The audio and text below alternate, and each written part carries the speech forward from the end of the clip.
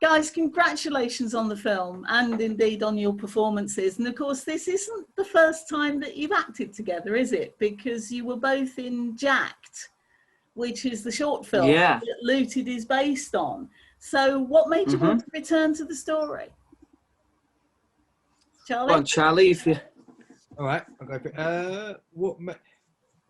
I think Rene was probably number one for me. I think I would always work with him. Order. Thomas, number two. I think I'd always work with him. Oh, in order. You've got to say that, haven't you? No, I was going, yeah, he'll say my name in a minute. He would have gone the other way round. You know what, though? No, it's not at all in order. It's more that it was, even before I got the script, I would have said yes to doing the film with Thomas and Rene again. You know, it was just great. We were just talking about how much of a treat it is actually working together, and there's only a small handful of jobs what don't feel like jobs. You know, it's playtime. So yeah, and then we got the script as well, and then the rest is history, kind of thing. So Tomo, are you playing the same characters? Do they have the same sort of relationship, the same sort of friendship? Yeah, of course. Yeah, it was. I say it was highly based on the short that we did, Jacked. And again, just touching base on what Charlie said. Really, it was such because I think we only shot for like 4 days when we did the short film, and it was too quick. And it's you sort of always you go into short films and you meet these people and you sort of fall in love with these people straight away, because you're spending every minute of every day with them, and they're all there for the same reason. No one's there for money. Everyone's there because they're very low budget. So everyone's there because they care about the scripts and they care about making good shows, and they care about each other. So getting the opportunity to do that for a feature with these guys, you know, it was such a treat, and it was all shot up north, which was an even better treat for me. So yeah, I mean, but again, just touching base on what Charlie said, it's such a treat working with Rene. He's such a unique director, and he gives you so much freedom in what you're doing on set, where you want to go with your characters, and what you want them to portray. So yeah, it's just such a treat. So when it came to making the feature film, did you find that you were sort of picking up from where you left off when you made the short, or did you actually have to go right back to the beginning and start from scratch again? I mean, it was a very similar story. We already had the backbone, because the relationship, I think, between Rob and Leo is very, very much at the forefront of the film. And we'd already managed to sort of sculpt that in a way when we worked together the first time, and me and Charlie stayed in touch. And yeah, it was just, and we built up this amazing trust between each other, and the things and the decisions that we made on set really complemented each other's ideas. And yeah, I think we just it just sort of like, it's almost like we personally, it was like we never really went away, and we just sort of got the ball rolling again straight away. Charlie, there's another relationship that's crucial to Rob in the film, and that's his relationship with his father, which essentially is at the core of his, if you like, his double life. So I wondered if you met any carers or spent time with any carers as part of your research for the role, because I guess they're kind of unsung heroes, particularly at the moment. I didn't actually. My own, what I was trying to draw on, although she'd probably go mad at me for saying this, was I'm very close to my nan, but she'd say, "You mad?" She'd say, "You ain't my carer." But I mean, I was trying to draw on that transition more from the parent-child to child-parent kind of, you know. She again, I can hear her going, "What are you on about?"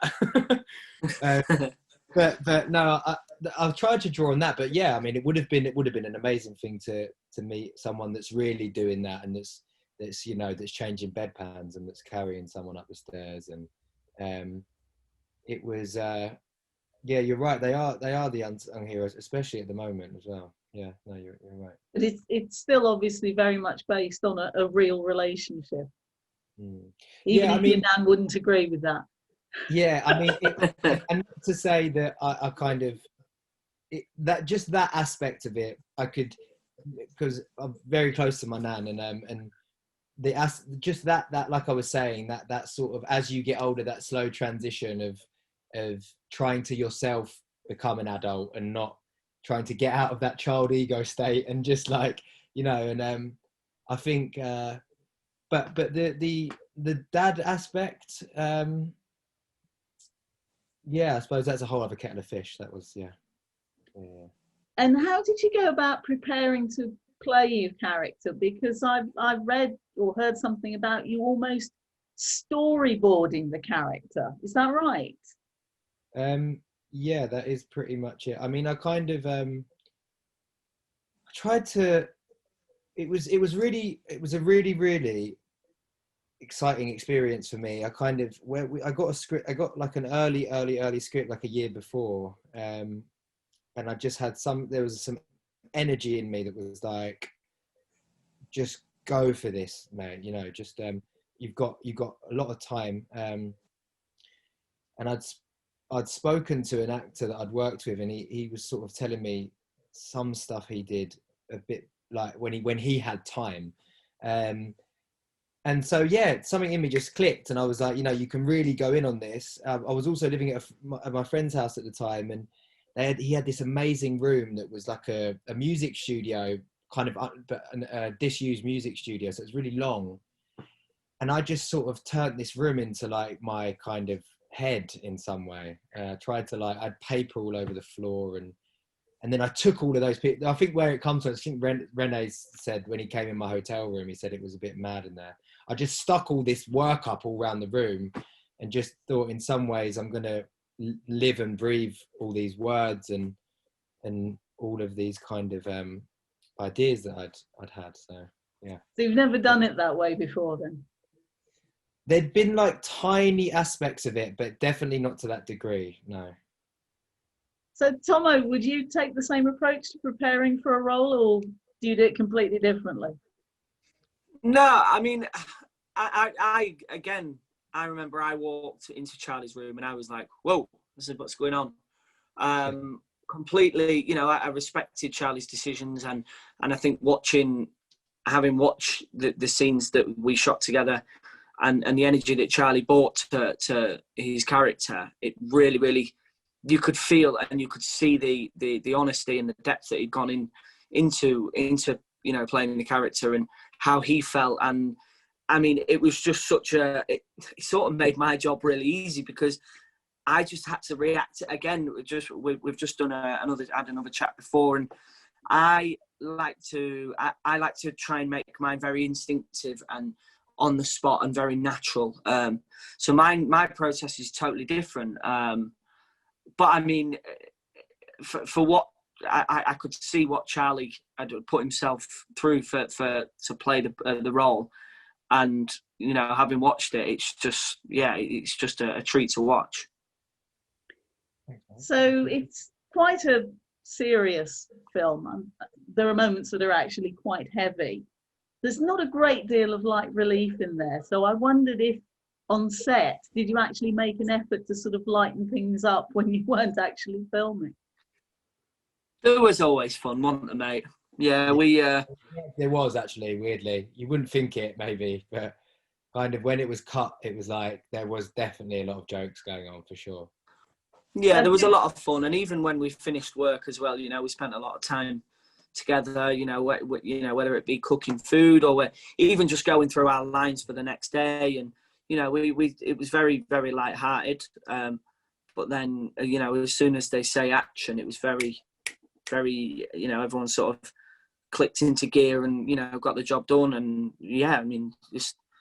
Do you know, actually, what I will say, sorry, Thomas, just following on from that, is that you wouldn't probably think it watching it, and the subject matter and everything, and maybe even the way that it's shot.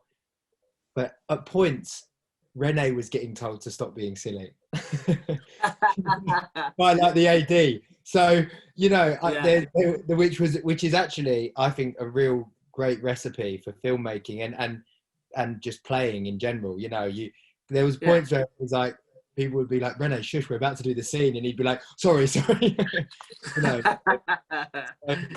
yeah, I don't know if But you'd you want me need to say that. that. You need You that do need that. lightheartedness. Yeah, because, you know, you don't want to get sucked up in it too much and, you know, sort of almost take the fun out of why we do the job. You know, I do the job because, you know, part of it is the camaraderie, the fun that we have, you know, whilst the camera's not going, you know, the relationships that you build with these people who quickly become your family. You know, you spend 13, 14 hours a day for 6 weeks sometimes, or 8 months sometimes. So these people are your family, and they're what you rely on for your mental health, and they're what you rely on for your fun, and they a shoulder to cry on. So yeah, I think it's really, really important to sort of bring a bit of fun into the job. Otherwise, you know, I don't know. I think if you don't enjoy your job, then, you know, what are you really there for? Sure. Now you two, because of working together more than once, you've become really good friends, which is great. But Tomo, I noticed you posted on Instagram that you've never actually seen an episode of Friends. Is that right?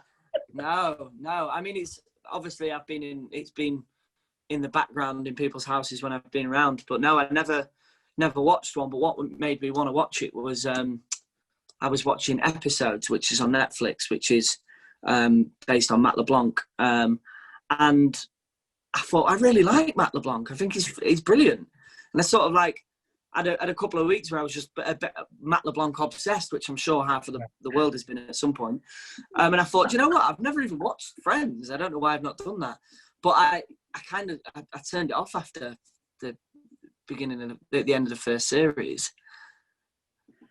You're going to have to put this right, you know. You're going to have to put it right. I know. You're going to have to binge over Christmas or something. You turned it off. There's nothing wrong with it. I just turned it off because the new FIFA came out. So I just played FIFA more than I wanted to watch Friends.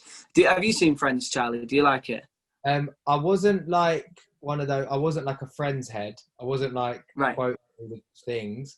Yeah, I'd say, do you know what, mate? I'm probably more on your team with this. I weren't like, I weren't mad for it. There's nothing wrong with it. Yeah, I watch it, but it's not like I wouldn't go, oh my God, it's 5 to 5. I need to get home and watch Friends. No disrespect to the people in it, but yeah. Or 10 to 5. I do fancy Jennifer Aniston though, but I think half of the world again does fancy Jennifer Aniston. So yeah. I think you're allowed that. Guys, it's been lovely talking to you. Thank you so much for your time. Thank you so much for a great film as well.